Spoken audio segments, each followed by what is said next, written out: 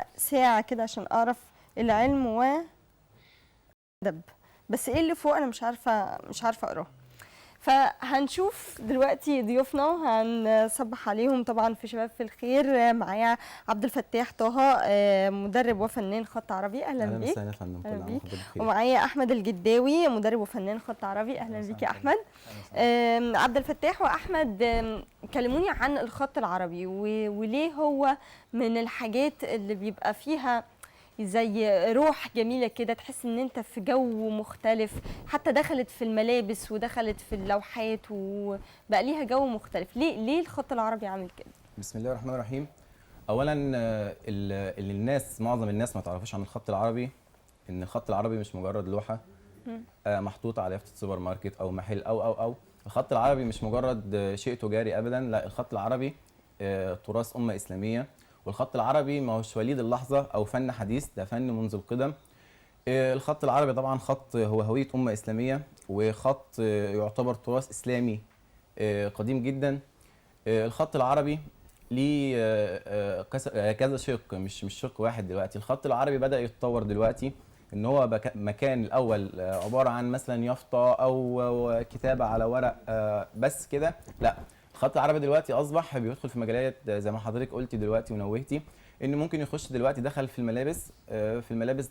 كلنا بنشوف دلوقتي في معظم الملابس يبقى عباره لوحات الخط العربي بتنطبع وبتبقى شكل جميل. بيدخل في الديكورات في الفلل والمنازل.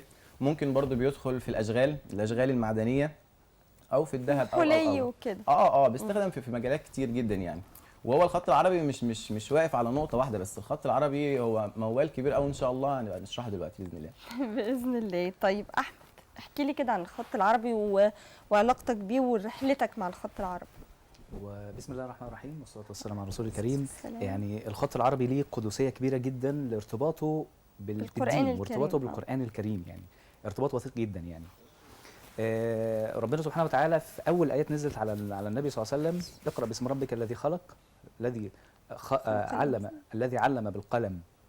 اقرا، بعد كده الذي علم بالقلم. فربنا سبحانه وتعالى امتن على عباده بتعليم الخط الذي علم بالقلم. يعني ربنا سبحانه وتعالى علم الانسان كيفيه الكتابه بالقلم، ويكفي للانسان شرف ان هو تعليم الخط كان من قبل الله سبحانه وتعالى.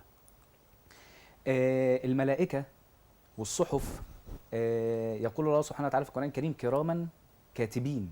الكرام الكاتبين بيكتبوا، الملائكة بتكتب. حتى في يوم القيامة تتطاير الصحف، والصحف دي اقرأ كتابك. تمام. الكتاب مكتوب بالخط. وهكذا أول ما خلق الله سبحانه وتعالى خلق القلم فقال له اكتب. كل دي حاجات ليها علاقة بالأوراق، ليها علاقة بالأقلام، كل دوت يضيف قدسية للخط العربي. تمام.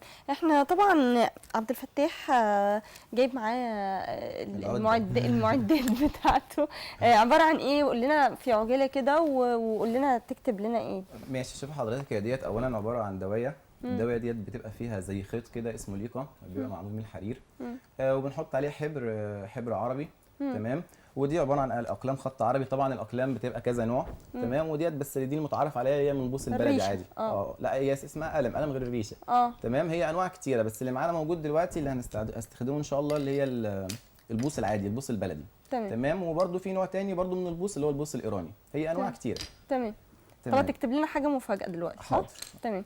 على بالك بس اما اروح لاحمد كده ويورينا ايه الحاجات اللي موجوده معاه. احنا شايفين طبعا مجموعه من اللوحات من كتاباتك، واللي موجود معاك ايه؟ ورينا. تمام. انا معايا بعض اللوحات بتاعتي اللي هي معروضه في الاستوديو، دي مكتوبه بالخط الكوفي التربيعي. دوت من الاهتمامات بتاعتي دلوقتي، ان انا بكتب خط كوفي تربيعي. الشق الثاني ان انا بشتغل في مجال تحسين الخط بالقلم العادي، ودوت جزء كبير احنا مفتقدينه دلوقتي. ابتدى الموضوع يتطور دلوقتي، وناس كتير بتشتغل في مجال تحسين الخط بالقلم العادي، اللي هو بنحتاجه للاطفال في مرحله ابتدائي ومرحله اعدادي ومرحله ثانوي وهكذا. تمام. عملت اكتر من دوره تدريبيه في المجال دوت، والاولاد في نهايه الدوره التدريبيه بيعملوا مشروع زي المشاريع اللي معايا ديت، يعني لوحه زي اللوحه ديت. تمام. هستأذنك بس عبد الفتاح، الدوايه هاتها كده عشان نشوف الكتابه اللي انت بتكتبها واحنا بنتكلم. تمام. ديت لوحه مفاجاه. من ضمن اللوحات اللي عاملها المتدربين الولاد يعني دي- الصغيرين. سن شاء 6 الله. ابتدائي، يعني دي الله. سن 6 ابتدائي في لوحه. ورسمين وملونين خلفيه يعني الموضوع بيبقى فيه جانب فني ابداعي. في جانب فني. يعني ديت الصف الاول الثانوي. ما شاء الله. والاولانيه الصف الكام؟ السادس الابتدائي. الله. تمام. الله. بيخش فيها جانب تشكيلي شويه. ايوه. تمام. صف الثالث الثانوي وهكذا. الدورات بتبقى عباره عن تعليم الخط بالقلم العادي في خط الرقعه وخط النسخ. زي ما قلت لحضرتك في نهايه الدوره التدريبيه بيكون في المشاريع بتاعتنا وهكذا. في معايا مشاريع كتير لو تحبوا نعرض. ورينا. تمام. اوكي. ده دي على كتابة. رمضان. يا ايها الذين امنوا كتب عليكم الصيام. إلى في آخره. هلال، في شكل في هلال بيبقى في حاجه رمزيه تعبيريه عن الموضوع. هو ده الكتابه بالخط التربيعي بقى لا التربيعي زي اللوحات اللي انا عاملها ده التربيعي ان هو يبقى خط نسخ عادي. يعني ايه تربيعي بقى؟ ان هو يبقى في اطار مربع او الكتابه نفسها بيبقى العرض والطول بتاعها ثابت. عرض وطولها ثابت، يعني سمك معين. السمك المعين ده انا بمشي بيه بالطول اللي هي الكاف وبالعرض. والكاف والعين والميم. ربكم اعلم بكم. ده تكوين بالخط الكوفي التربيعي، وبرده فيه رمزيه شويه ان ربنا سبحانه وتعالى في اعلى اللوحه. تمام. بكم دي بتدل على العباد، فهم في اسفل اللوحه. اعلم فيها اللام طالعه فوق تدل على علميه الله سبحانه وتعالى ان هو اعلم بكل شيء. تمام.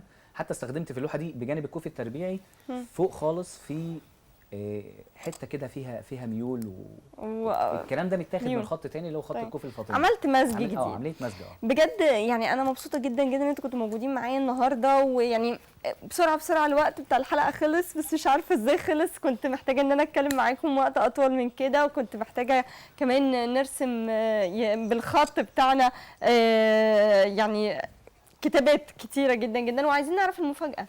هي خلاص خلصت خلاص؟ الحلقه ولا المفاجاه؟ عايزين نعرف المفاجاه. تكتب لنا ايه؟ انا بريت لما نعرف. خليني اقول لمشاهدينا بشكركم جدا تابعتونا النهارده. الله. عزه وتوفيق. محدش يعرف مين. ما حدش يعرف مين. عزه خطيبه طبعا عبد الفتاح. لا انا خطيبتي اماني. اماني بيدلعها يقولها يا عزه، ما فيش مشكله. تمام. ربنا يبارك لكم ان شاء الله. بشكركم جدا جدا وشرفتونا النهارده ونورتونا. وبشكر جدا كل مشاهدينا اللي تابعونا النهارده في حلقتنا من برنامج شباب في الخير. وتابعونا ان شاء الله في حلقات اخرى جديده. الى اللقاء.